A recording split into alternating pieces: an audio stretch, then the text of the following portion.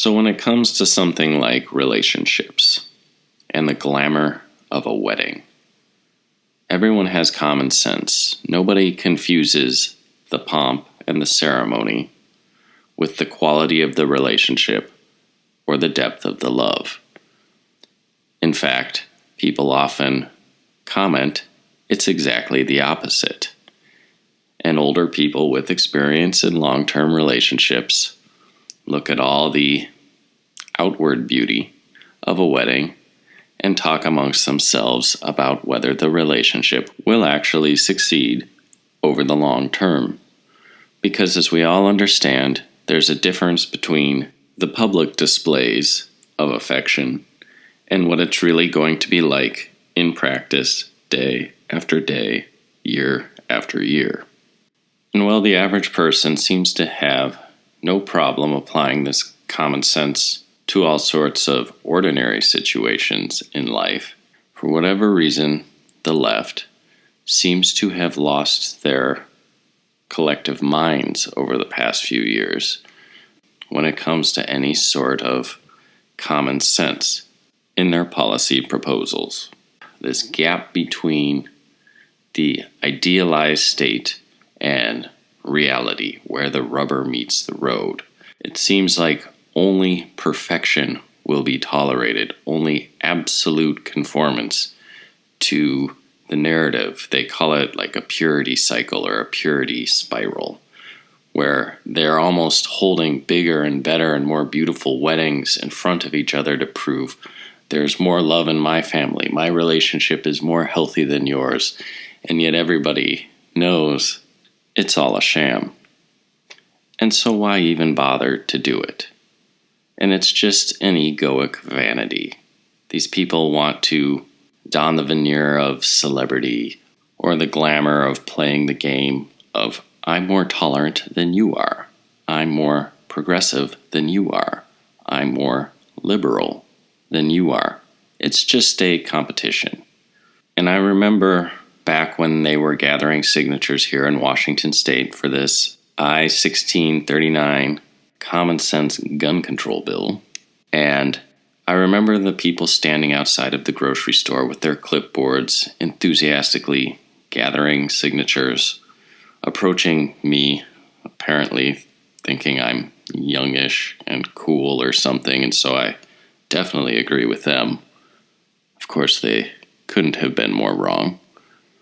But they're on this crusade to make Washington State safe.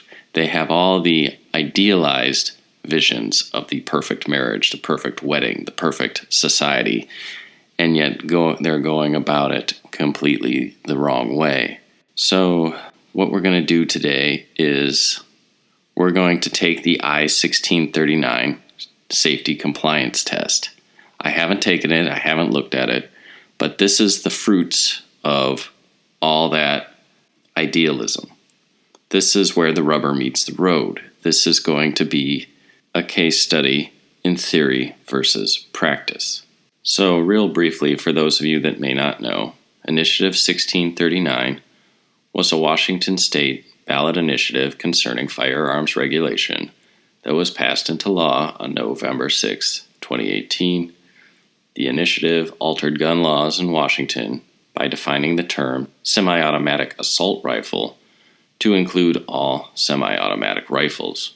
It raised the minimum age for purchasing rifles from 18 to 21 and imposes a 10-day waiting period before being allowed to claim a rifle from a firearms dealer, expanded background checks, and requires a safety training course.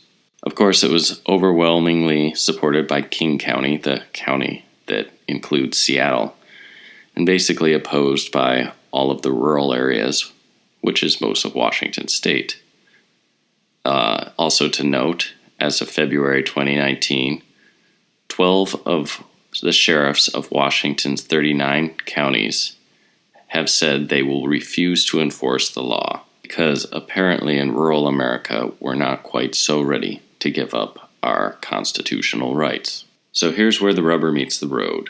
This training course that is now required is available online, and it is required for anyone that wants to purchase a semi-automatic rifle, and it's a safety training course that must be completed every 5 years and must be conducted by a recognized organization that customarily offers firearms training. And this is the liberal solution, the liberal common sense gun control law that is going to protect us from violence. So here we are at the free online 1639 training course at sportingsystems.com. Let's see. Under current Washington law resulting from the passage of I-1639, Washington residents are required to take a poorly defined class covering 6 specific topics in order to purchase a semi-automatic rifle. This course addresses each of those topics under the revised Code of Washington. So, here we go. Let's get started. Alright, and here you can see the requirements. In addition, dealer purchase thereof. So we have, it provides proof that we've taken a firearm safety course, basic firearm safety rules, firearms and children, firearms and suicide prevention, secure gun storage, safe handling, state, federal, and firearm laws. This is going to end crime forever, I can tell. Let's see. It starts with a criticism.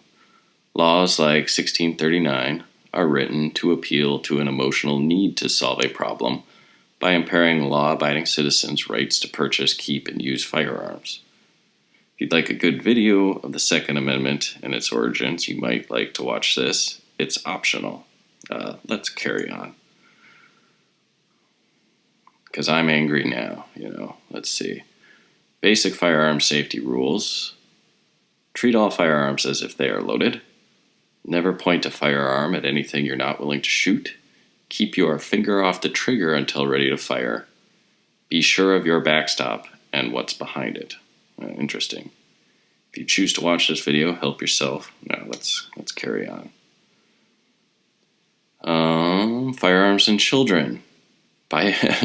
Children by nature are curious. Well, thank you. Thank you, liberals. I did not know that. Teach children this basic rule if they find a firearm. Stop, don't touch, and tell an adult. All right. This video was produced by the NRA Eddie the Eagle program. It's intended for kids, but watch it if you wish. Let's get on with this already.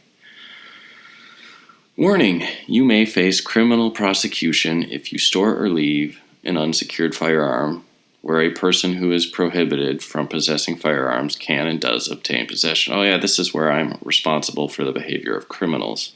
So pretty much if you're robbed and they take your gun, you are now a criminal. That's progressive thinking. Let's keep going. Suicide prevention. Look at that. Happy young lady. Not all rifles are black, but the cool ones are.